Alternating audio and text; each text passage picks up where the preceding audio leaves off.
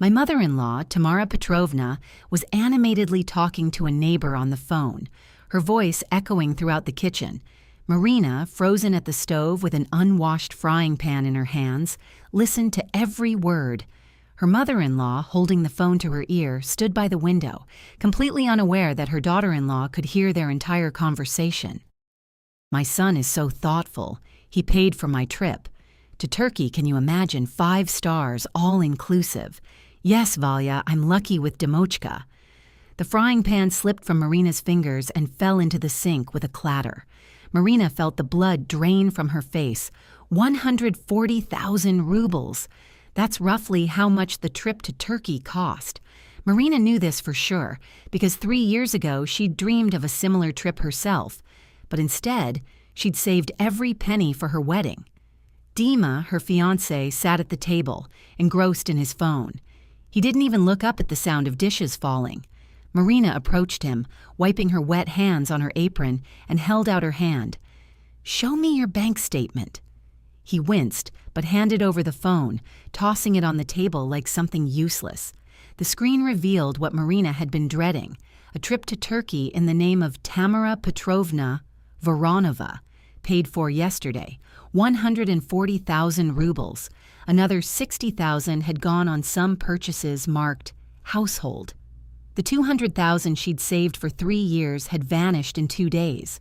Marina snatched the phone from her mother-in-law so abruptly that she gasped in surprise. "With my money! But I gave 200,000 for the restaurant!" Marina's voice rose to a scream, and she heard her neighbor Velechka gasp on the other end of the line. Tamara Petrovna turned pale and tried to take the phone away, but Marina retreated. Dima finally tore himself away from his screen. He looked at his bride as if she had caused a scene over a trifle. "Mom is more important than your wishes. The wedding will be at the dacha. It's nothing. Stop being hysterical." The mother-in-law snatched the phone back and hissed so loudly that spittle sprayed into Marina's face. "Don't you dare embarrass the family in front of people. Who the hell are you?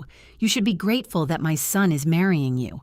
Your father is a scumbag, and the apple doesn't fall far from the tree." Marina recoiled. How did her mother-in-law know about her father? They had never met. Marina was sure of that. She hadn't spoken to her father for 2 years, ever since that argument at her grandmother's funeral, and she'd never mentioned him to her fiancé's family. 3 years of saving flashed before her eyes like a silent movie. Her grandmother was dying in Saratov, and Marina hadn't gone because the ticket cost 8,000 rubles. Her winter coat was threadbare at the elbows, but she'd patched the holes with a marker and kept wearing it. She celebrated birthdays with instant coffee and a 150-ruble cake from Pyotr, all for this wedding, for the man who'd just stolen her money and didn't even apologize. Dima was glued to his phone again, pouring himself tea from the teapot as calmly as if nothing had happened. His mother-in-law was explaining something to her neighbor, lowering her voice to a whisper. Marina stood in the middle of the kitchen, unable to move. Her legs felt weak, her ears were ringing. The sound of a motor in the yard silenced everyone. Marina automatically went to the window and pulled back the curtain. A rusty Niva with a dented fender was parked by the entrance. She hadn't seen this car for 2 years, but she would have recognized it in 1,000. Her father was the first to get out. He looked older, haggard. His hair was more gray.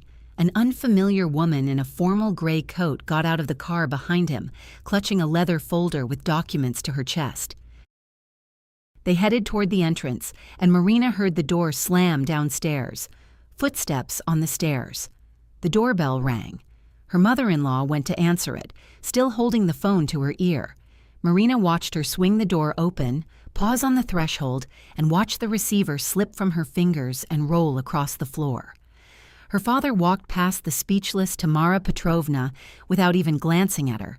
He entered the kitchen, glanced at Marina, then Dima, and silently sat down opposite his daughter's fiancé. The woman with the folder stood against the wall, a silent witness. Dima looked up from his phone. For the first time that evening, something resembling emotion appeared on his face, confusion mixed with recognition. He looked at Marina's father as if he had seen a ghost. "Hello, son." His father's voice was even and quiet. "It's time you found out who your real father is."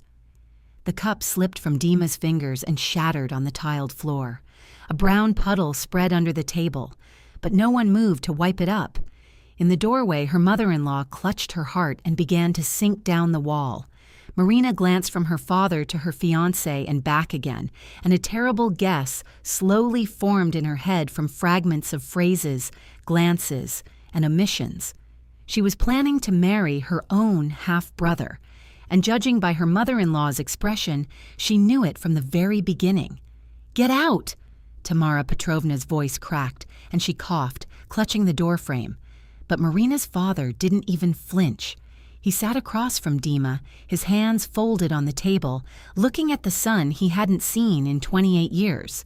The woman with the folder stepped forward and began laying out yellowed photographs on the table. Marina moved closer, though her legs were wobbly. The first photo showed a young man in a cheap suit and a girl in a white dress with a noticeably rounded belly. She recognized her father immediately, even though he couldn't have been more than 25, and the girl next to him was Tamara Petrovna, young, happy, and pregnant.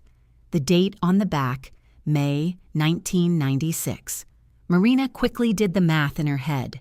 She was born in March 1997, Dima in November 1996. This meant only one thing: his father had abandoned his pregnant wife for her mother, who was also pregnant. "My name is Elena Sergeevna. I'm a private detective." The woman with the folder spoke evenly, emotionlessly, like a newscaster. "Your father hired me a month ago when he learned your fiancé's name. He tried calling you, but you didn't answer."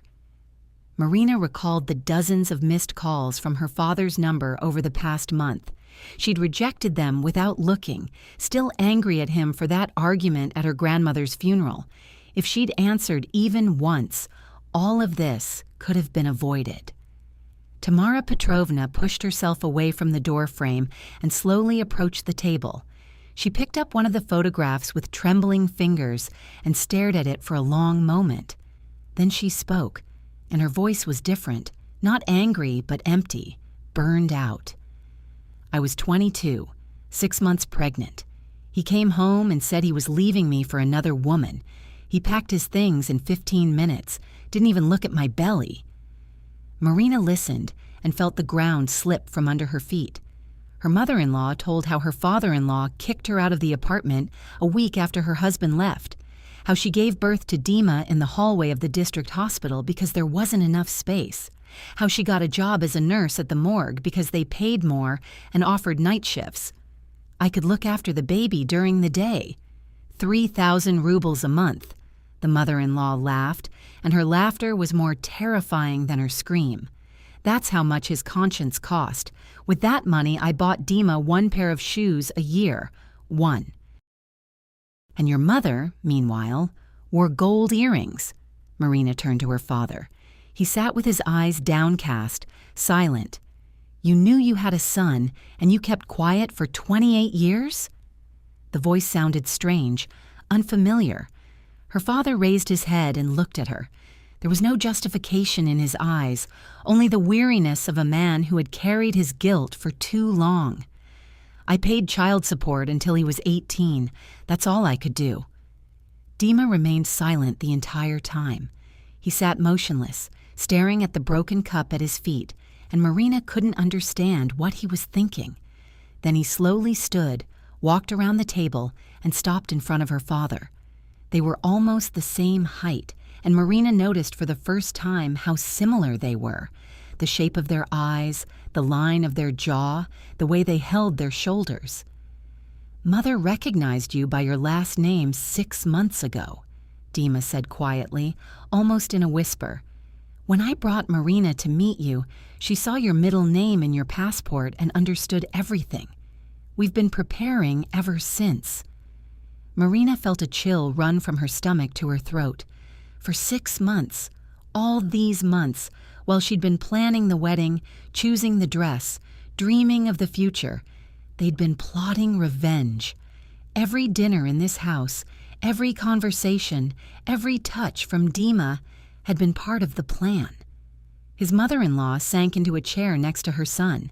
She no longer screamed or hissed. She simply sat and looked at her ex-husband with an expression Marina couldn't read. Hatred, weariness, or something resembling relief. Finally, it's over. I didn't want to marry her. Dima turned to Marina, and she saw something akin to pain in his eyes. I wanted him to see his daughter cry the way my mother cried, so he could understand what it's like to have everything taken from you. Marina took a step back, then another. She looked at these people. The father who had ruined someone else's life and kept silent about it for 28 years. The mother-in-law who had raised her son on hatred. Dima, who had used her as a tool for revenge. And she understood that she wasn't here. She had never been here.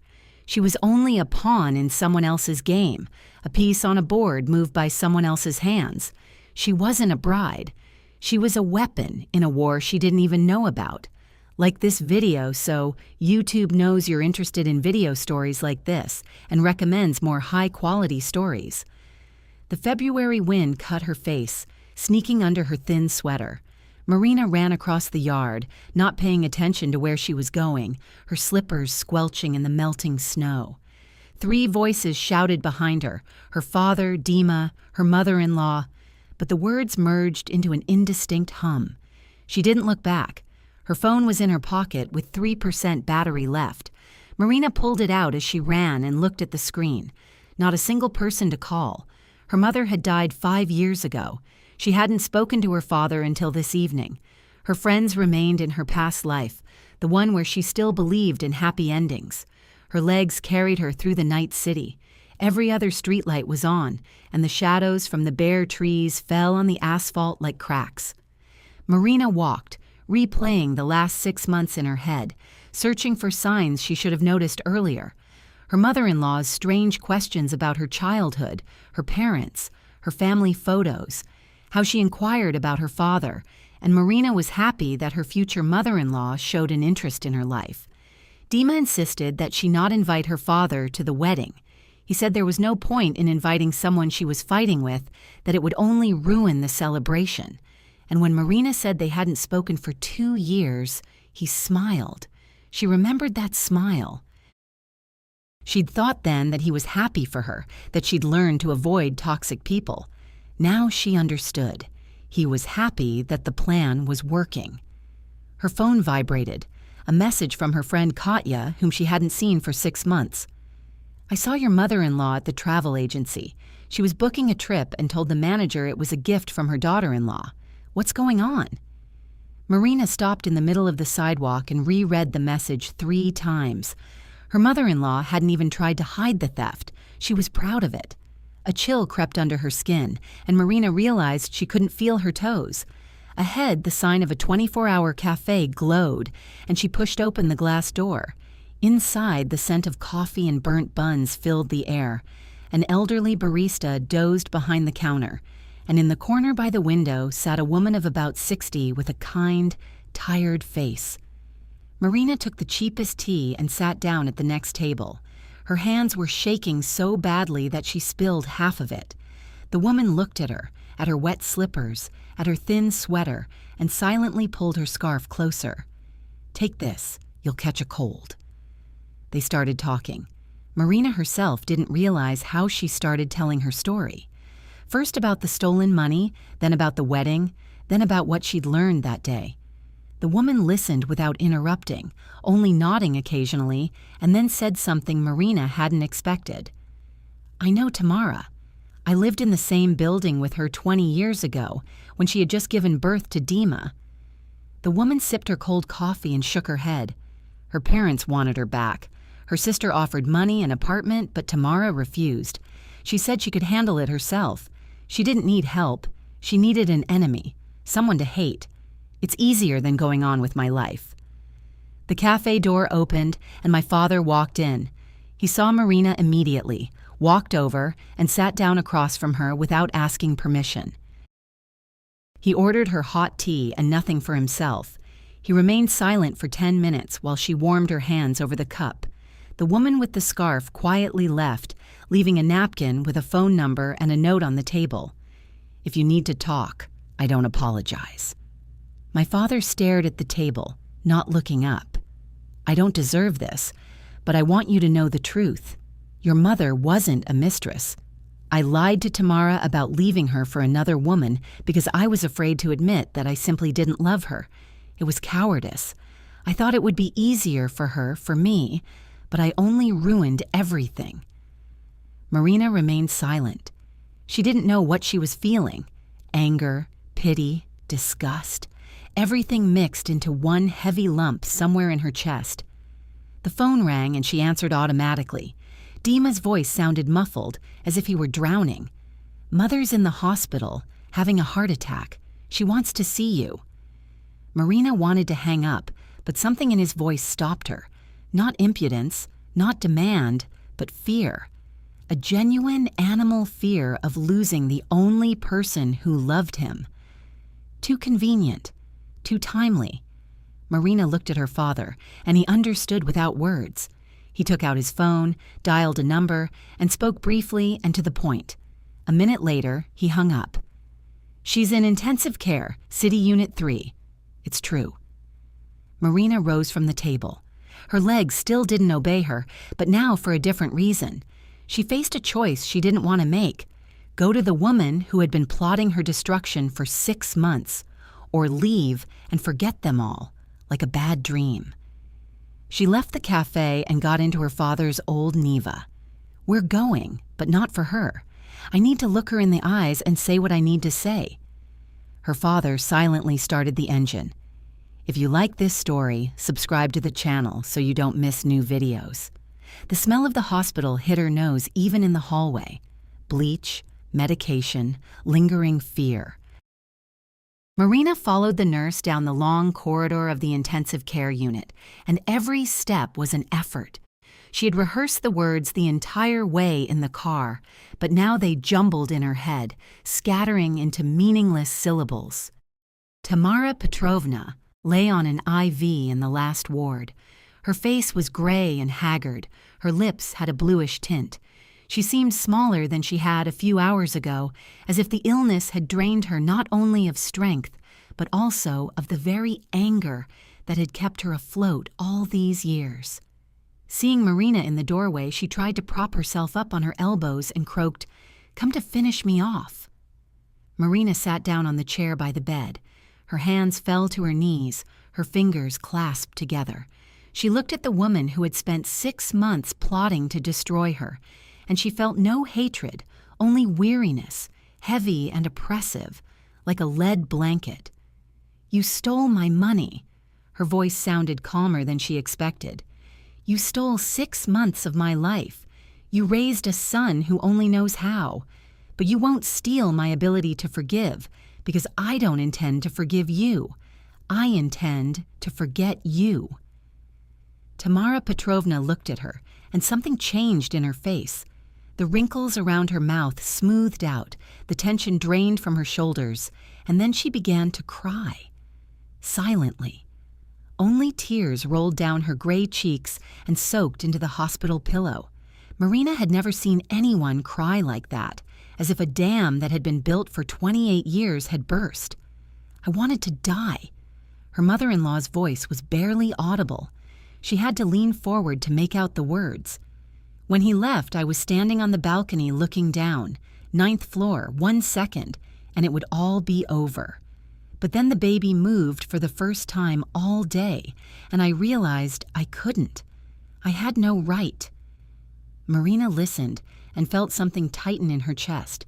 Not pity, but something else, something she couldn't name. Tamara told how she swore to herself that night that her son would take revenge, that he would grow up strong and make everyone who hurt her pay. This vow became her prayer, her meaning, her fuel, and she didn't notice how the vow devoured everything else: joy, love, life itself. Movement at the door made Marina turn around. Dima stood in the threshold, leaning his shoulder against the frame. She didn't know how long he stood there or how much he heard. His face was blank, like a clean sheet of paper. He entered the room, walked around his mother's bed, and stopped in front of Marina, then slowly sank to his knees. Not theatrically, not for show. His legs simply gave way, and he sank to the cold hospital floor. "I'll wire you the money, all 200,000. I'll rent out the voucher." "There's a small fine," he said, looking at the floor, not raising his eyes. "But I don't know how to live on. My mother taught me to hate from the cradle. I don't know any other way. I don't know who I am without this hatred." Marina looked down at him and saw not the man she was going to marry, but a boy. A frightened, lost boy, raised as a weapon and forgotten to be a human being. She didn't forgive him, but for the first time, she recognized the footsteps in the hallway. Her father appeared in the doorway of the ward and froze when he saw Tamara. She turned her head, and their eyes met. For the first time in 28 years, Marina saw her mother-in-law cover her face with her hands, as if trying to hide from something unbearable. Her father approached the bed. He moved slowly, carefully, like a man afraid of frightening something fragile. He stopped at the head of the bed and spoke quietly, but so that every word could be heard in the silence of the ward. "I'm guilty before you, before Dima, before Marina. I ruined 3 lives because I was a coward, because I was afraid to tell the truth, afraid to hurt, afraid to be bad. And in the end, I hurt more than if I had simply said, 'I don't love you, forgive me.'" He paused, gathering his strength. "If it makes you feel better, you can hate me for the rest of your life. I deserve it. But let the children go. They're not to blame for what we did." Tamara removed her hands from her face. The tears were still flowing, but she was no longer hiding. She looked at her ex-husband as if she were seeing him for the first time. Not the monster from her nightmares, but an ordinary man, aged and broken by his own guilt. Marina witnessed a scene unimaginable just a few hours ago. Her father was crying. She had never seen him cry. Her mother-in-law was crying, and these were no longer tears of anger or resentment, but something else, something cleansing. Dima was still kneeling, his head bowed, his shoulders shaking. The 3 people who had hurt her were crushed by their own guilt. Marina expected to feel triumph, justice, at least relief, but inside there was only emptiness, vast, echoing, like an abandoned house. Tamara Petrovna reached out and touched Marina's fingers. The skin was dry and hot, like fever. "You are better than all of us." Her voice was hoarse but firm. "Go away, don't look back. You deserve a man who will love you, not seek revenge through you." Marina stood up, looked at her father, at Dima, at the woman in the hospital bed. She wanted to say something, but the words stuck in her throat. She simply nodded and left the room. In the hallway, she leaned against the wall and closed her eyes. Her phone vibrated in her pocket. An incoming transfer, 200,000 rubles from Dmitry Voronov, and then another message, this time a routine one. "Forgive me, if you can. If not, I'll understand." Marina stared at the screen for a long moment, then put the phone back in her pocket and headed for the exit. Dawn was beginning to break outside the hospital windows. The sun was rising over the rooftops of a strange city. And Marina stood on the balcony of her rented apartment, warming her palms on a cup of coffee. 3 months had passed since that night in the hospital. 3 months in a city where no one knew her, where she could start over with a clean slate. She still woke up occasionally in a cold sweat, but the nightmares were becoming less frequent. On the desk in her room lay a laptop with an open letter from her father. Marina had seen it 2 weeks ago when she checked her email, but she hadn't brought herself to read it. Every time she sat down at the table, her fingers hovered over the keyboard, and then she'd find some urgent task, laundry, cleaning, going to the store. Today, she forced herself to sit down and open the letter. Her father wrote dryly, without unnecessary emotion, like a report. Tamara Petrovna had been discharged from the hospital a month ago and started seeing a psychologist for the first time in her life, at the age of 50. The doctor said progress was slow, but it was happening. She no longer talks about revenge, doesn't reminisce about the past every day. Sometimes she even smiles. Dima left to work somewhere north. She told her mother that she couldn't stay where every corner evoked memories of who he had become, and that he needed time to understand his identity without the hatred he had been subjected to since childhood. Tamara cried for 3 days and then acknowledged that her son had done the right thing. At the end of the letter, her father mentioned that he had sold his old Neva and given the proceeds to Tamara. "This isn't a ransom," he wrote, "but a first step. I don't know how many steps it will take to atone for 28 years. The rest of my life probably won't be enough, but at least I've started moving." Marina closed the letter and leaned back in her chair. An unfamiliar city spread out the window. The sounds of traffic mingled with the cries of seagulls over the river. She remembered the day of her departure. The train station, the overcast February sky, the smell of creosote from the railroad ties. Dima arrived and stood at a distance near the newsstand, not approaching. She saw him out of the corner of her eye, but didn't turn around. When the train pulled away, she glanced out the window. Dima raised his hand. It wasn't a farewell, but a plea. "Wait, forgive me. Give me another chance." She didn't wave back, only watched his figure shrink, turning into a dot, disappearing, and felt nothing but an all-consuming fatigue. Marina stood up and started getting ready for work.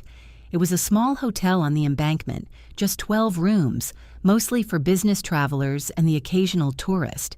The owner, Anush, hired her without experience, simply looking into her eyes and saying, "You're honest, it shows, you'll learn the rest." Anush was 63 years old, and she'd been through more than Marina could have imagined. Her husband died in the war when she was 30. Her son had grown up, gone to Canada, and called only once a year for 6 months, only on his birthday and New Year's. But every morning, Anush arrived at the hotel at 6 o'clock sharp, baked gata for the guests, and thanked God for being awake again. Today, she was teaching Marina how to roll out dough properly. "Hands must remember," she said, sprinkling flour on a wooden board. "The head may forget, the heart may get tired, but the hands remember. You knead the dough and it takes away your pain." That's what my mother had said, and her mother too. Marina kneaded the dough and thought that hands really did remember. They remembered how they counted the bills, setting aside money for the wedding. They remember stroking Dima's cheek when he told her he loved her. They remember trembling when she read her bank statement. But now they were learning new things, rolling out dough, making beds, wiping down the reception desk, simple movements that didn't hurt. On the 4th call, she answered, her 1-800 flowers. On the 4th call, she answered. Her father was silent for a few seconds, as if he couldn't believe she'd picked up. Then he spoke quietly, carefully, like a man afraid of disturbing something fragile. "I'm not asking to see you. I'm not asking for anything. I just wanted to say, I'm proud of you.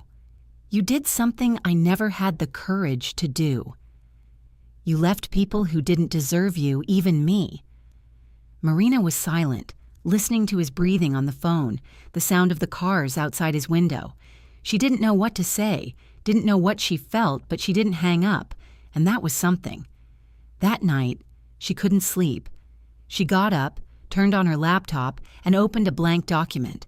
She began writing a letter, not to her father, not to Dima, not to Tamara Petrovna, but to herself, the Marina who saved for 3 years for the wedding, denying herself everything, who believed that love is a sacrifice, that happiness must be earned, that if you put in enough effort, everything will work out. She wrote about what this year had taught her, that love shouldn't be a sacrifice, that forgiveness is not an obligation, but a choice. And sometimes the right choice is not to forgive. That leaving is sometimes the strongest thing, stronger than staying and enduring. That you can lose everything and start over, that scars remain, but they don't define who you are. In the morning, she reread what she had written, deleted half, rewrote, deleted again. Then she closed the document without saving. Some things don't need to be filed. It's enough that they were said. She picked up her phone and typed a short message to her father. "Come to my birthday party alone. Let's talk." Her finger hovered over the send button. Marina didn't know if she would ever forgive him. She didn't know if she even wanted to forgive. But she was willing to try to listen. This was already more than she could have imagined 3 months ago. She hit send and went outside. The morning was warm. The air smelled of coffee from the nearby cafe and blooming lilacs from the city park. A strange man stood at the entrance to the cafe. When Marina approached, he held the door for her. He smiled simply, for no apparent reason, the way you smile at strangers on a good day. Marina smiled back. For the first time in months, smiling felt effortless. She entered the cafe, ordered a coffee, and sat by the window. Outside, the ordinary life of an ordinary city unfolded. People were hurrying to work. Children were running to school. An old woman was feeding pigeons in the square. Life went on, and Marina finally felt a part of it.